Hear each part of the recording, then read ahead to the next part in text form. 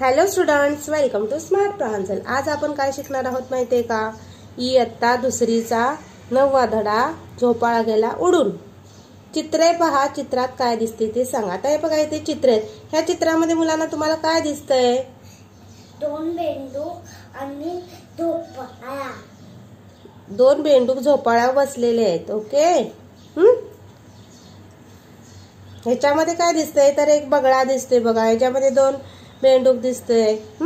आता बघूया आपण काय आहे। एका तळ्यात दोन बेंडूक होते, एकदा त्यांना पाण्यात दोन खांब दिसले बघा। एका तळ्यात काय होते, दोन बेंडूक होते, त्यांना पाण्यामध्ये काय दिसले, खांब दिसले। त्यांनी एक वेल आणून बांधला आणि त्यानंतर ते इथे बघा वेल आणून बांधत आहेत बघा झोपाळा तयार करण्यासाठी। आणि वेलाचा छान झोपाळा तयार झाला। दोघेही बेडूक त्यावर बसून झोके घेऊ लागले। काय करू लागले, झोके घेऊ लागले। तोच काय गंमत झाली, अचानक तो झोपाळा उडू लागला। बघा, झोपाळा काय उडू लागला। ते दोन खांब नसून एका बगळ्याचे पाय आहेत हे लक्षात आल्यावर बेडकांनी पटकन पाण्यात उड्या मारल्या। काय झालेली आहे त्यांची गंमत, तर ते खांब नसून एका बगळ्याचे पाय होते हे लक्षात आल्यावर त्यांनी पटदिशी पाण्यामध्ये काय केल्या, उड्या टाकल्या। आता बघा, तुम्ही माझ्याबरोबर बोला। एका तळ्यात दोन बेंडूक होते। एका तळ्यात दोन बेंडूक होते। एकदा त्यांना पाण्यात दोन खांब दिसले। दोन खांब दिसले। त्यांनी एक वेल आणून खांबाला बांधला। वेलाचा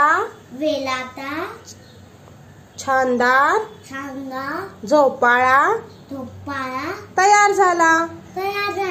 दोघेही बेंडूक त्यावर बसून झोके घेऊ लागले। तोच काय गंमत झाली, अचानक तो झोपाळा उडू लागला।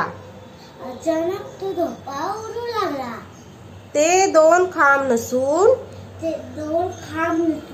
एका बगळ्याचे पाय आहेत। ते दोन खांब नसून एका बगळ्याचे पाय आहेत हे लक्षात आल्यावर बेंडकांनी पटकन पाण्यात उड्या मारल्या।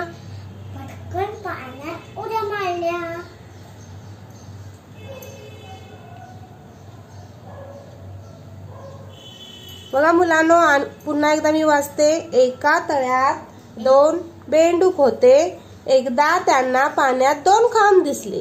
त्यांनी एक वेल आणून बांधला। वेलाचा छानदार झोपाळा तयार झाला। दोघेही बेंडूक त्यावर बसून झोके घेऊ लागले। तोच काय गंमत झाली, अचानक तो झोपाळा उडू लागला। ते दोन खांब नसून एका बगळ्याचे पाय आहेत हे लक्षात आल्यावर बेंडकांनी पटकन पाण्यात उड्या मारल्या। Thank you students. Please like and subscribe our channel.